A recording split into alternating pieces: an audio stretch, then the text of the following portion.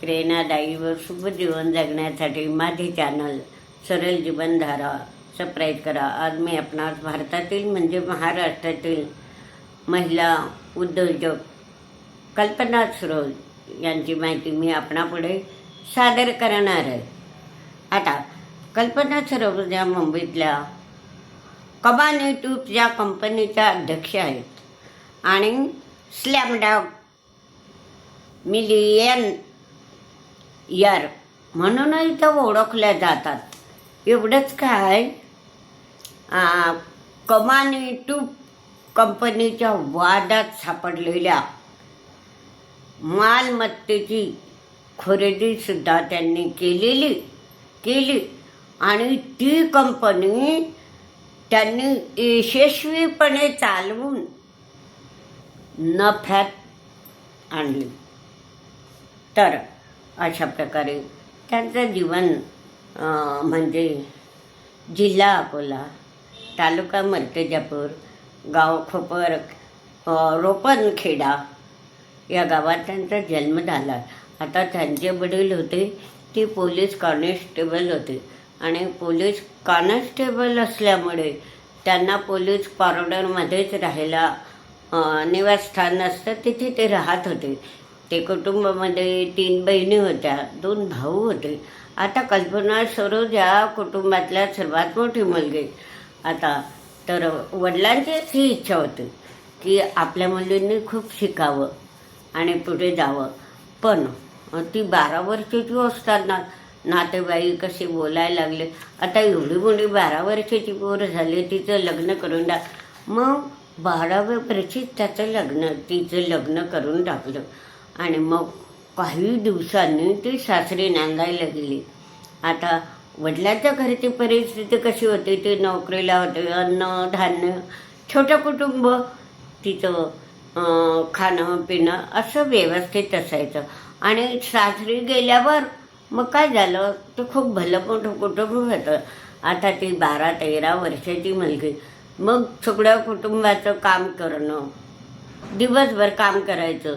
आता वडिलांच्या घरी व्यवस्थित अन्न धान्य जेवण मिळायचं, तिथे दिवसभर काम करणं, मोठं कुटुंब, कधी जेवण मिळायचं कधी नाही.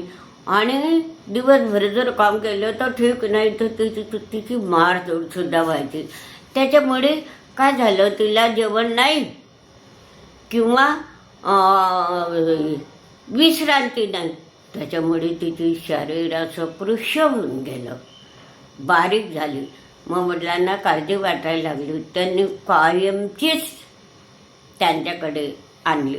मग नातेवाईक कशी टोचून बोलायला लागले, त्यांच्यावर टीका करायला लागले की ही मुलीचं लग्न झालं ना, सासरी नांदू देत नाही. तिच्यावरही खूप टीका झाल्या. आणि मग तिला तर असं थोडं की पडो करून सोडलं नातेवाईकांनी. आणि मग तिला असं वाटलं की आपण आता आत्महत्या केलेली बरी. तर ती आत्महत्यासुद्धा करायला, पण त्याच्यापासून ती दूर झाली. मग ती खंबीर बनली, ती जिद्दी बनली की नाही, आपण काहीतरी करायला पाहिजे ना. त्या आत्महत्येपासून ती परावृत्त झाली. आणि मग अशा प्रकारे तिचा तो जीवन परिचय असा खरतट झाला. मग तिला असं वाटलं की आता वडिलांचं एवढं कुटुंब, तर आपण इथं राहण्यापेक्षा आपण काय करायचं, मुंबईला जायचं. मग मुंबईला दादरला तिचे काका होते. मग त्या काकाच्या घरी गेली ती. आणि मग ते गारमेंट कंपनीमध्ये काकाकडे गारमेंट कंपनीमध्ये काम करू लागली. 2 रुपये रोज मिळत होता. थोडा तास काम करायची आणि थोडा पैसा जमायचा. काही दिवसांनी काही कारणास्तव वडिलांची नोकरी गेली. मग सगळी जबाबदारी तिच्यावर पडली. अशी खर्चा पाण्याची सगळी अडचण. आणि त्यातल्या त्यात लहान बहिणीला कॅन्सर झाला. आता पैशाच्या अभावी, औषधीच्या अभावी ती दवाखान्यामध्ये औषध करू शकली नाही आणि मरून गेली. तर अशा प्रकारे दुःखाच्या यातना सोसत मग ह्या महात्मा फुले योजनेअंतर्गत कितीतरी अडचणीत सोसायटी अंतर्गत कर्ज काढलं. मग तू घरी असं शिलाई कामसुद्धा करायची की आपलं 2 रुपयानं काय होतं, तर शिलाईचे कामसुद्धा घरच्या घरी करायची. मग महात्मा फुले योजनेअंतर्गत कर्ज काढलं आणि त्या कर्जाच्या मशिनी घेतल्या. मग तो व्यवसाय सुरू झाला. तो व्यवसाय बरा चालला. मग त्यातल्या त्यात मग फर्निचरचा व्यवसाय काढला. मग फर्निचरचा व्यवसाय काढला. मग ते काही पैसे जमले. पैसे जमल्यावर मग त्यांना काय झालं की काही पैसे जमल्यावर त्यांना एक प्रस्ताव आला की एक भूखंड आहे, तर तो भूखंड विकायचा आहे. आता तो भूखंड जो होता तो वादाच्या भोवऱ्यात होता.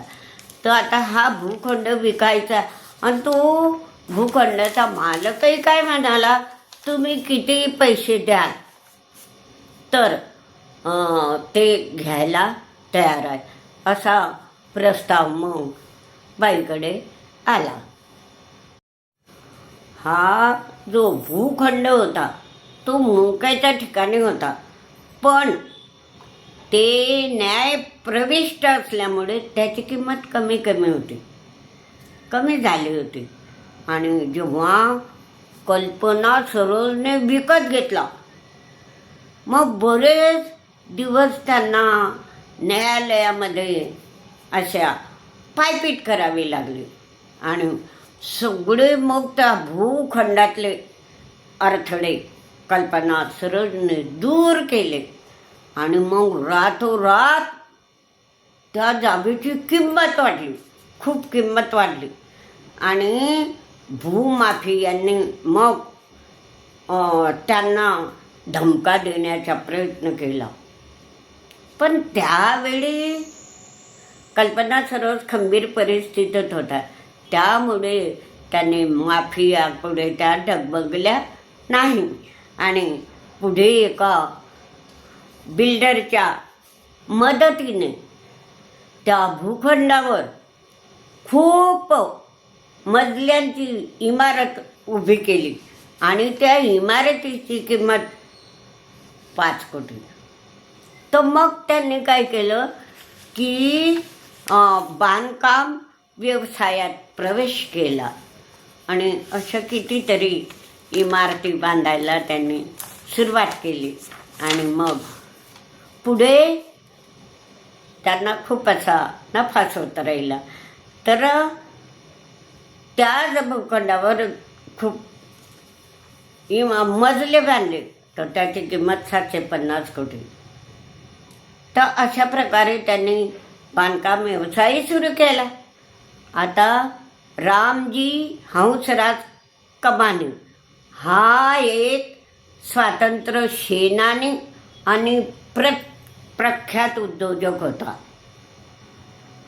स्वातंत्र्यानंतर त्यांनी कुर्ला येथे कमानी ट्यूब व कमानी इंजिनिअरिंग ही ब्रॉन्झ ट्यूब तयार करण्याची कंपनी सुरू केली होती.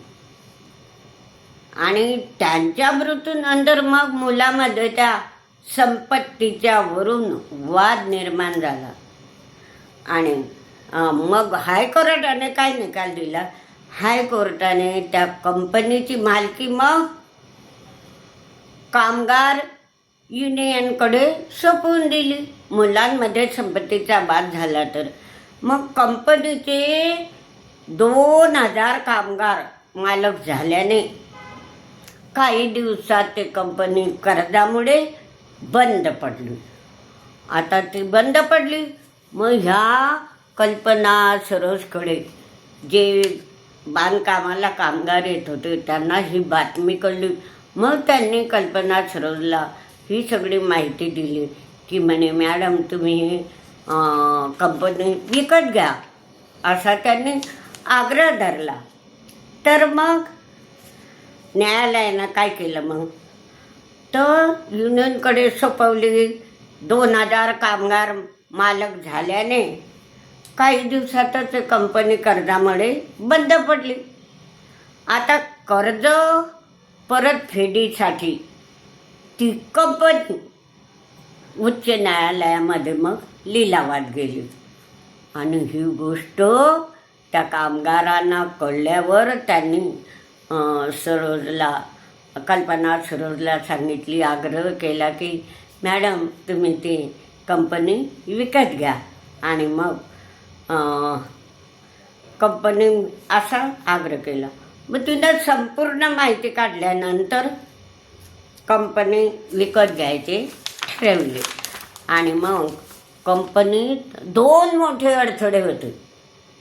कोणते 2 मोठे अडथळे? कंपनीवर कर्ज होतं आणि दुसरं म्हणजे शेकडो दावे होते तिच्यावर मालमत्तेसाठी. तर अशा प्रकारे 2000 सालापासून तर 2006 पर्यंत कोर्टात चक्रा मारून मारून सगळे दावे कल्पना सरोजने दूर केले. आणि शेवटी 2006 मध्ये हायकोर्टाने त्यांना कंपनीचे सर्व बनवलं आणि ते कर्ज फेडायची 7 वर्ष मुदत दिली. आता कर्ज कल्पना सरोज कर्ज देणाऱ्या बँकेशी बोलली, जे बँक कर्ज, आणि एवढंच काय, त्यांच्या बँकेशी बोलून पेनल्टी व व्याज माफ करून घेतले. तर अशा प्रकारे कर्जाची किंमत अर्धी झाली. मग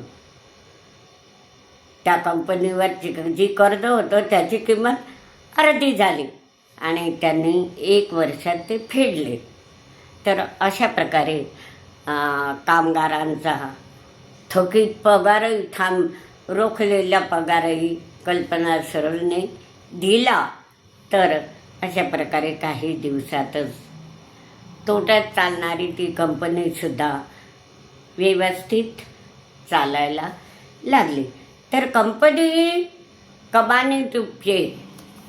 कमानेटिव्ह कंपनीचे बिल्डर आता बाजार मूल्य, त्या कंपनीचे बाजार मूल्य आज 7,050 कोटीपेक्षा जास्त आहे. आता कल्पना सरोज यांची संपूर्ण संपत्ती किती आहे? 12.2 कोटी डॉलर आहे कल्पना सरोजची संपत्ती, उद्योजक बाई. तर 2013 मध्ये भारत सरकारने त्यांना राष्ट्रपती प्रणव मुखर्जी यांच्या हस्ते पद्मश्री पुरस्काराने सन्मानित केले.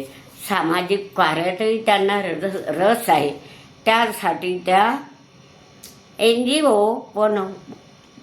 त्यांनी NGO पण उघडले आहे आणि दरवर्षी आंबेडकर यांच्या नावाने एक पुरस्कारही ते देऊ करतात.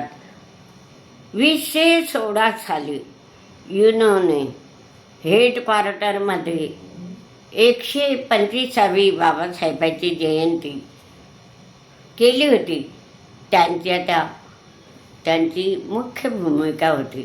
तर अशा प्रकारे त्या भारतीय महिला बँकेच्या डायरेक्टर बोर्डावर आहेत. भारतीय महिला बँकेच्या डायरेक्टर बोर्डावर सुद्धा आहेत. तर अशा प्रकारे हे कल्पना सरोज कशा उद्योजक झाल्या, कोणत्या परिस्थितीतून उद्योजक झाल्या, याची संपूर्ण माहिती मी आपणापुढे सादर केली आहे. आपण सुद्धा काही अडचणीत सापडलं तर त्याच्याजवळून कर्ज पाणी घेण्यापेक्षा जसं त्यांनी पायरीने छोटे मोठे उद्योग, छोट्यापासून तर मोठ्यापर्यंत खंबीर बनून, जिद्दी बनून आपला उद्योजक वाढवला. आपणही असं करण्याचा प्रयत्न करा. हा व्हिडिओ अवश्य पहा, लाईक व शेअर करा.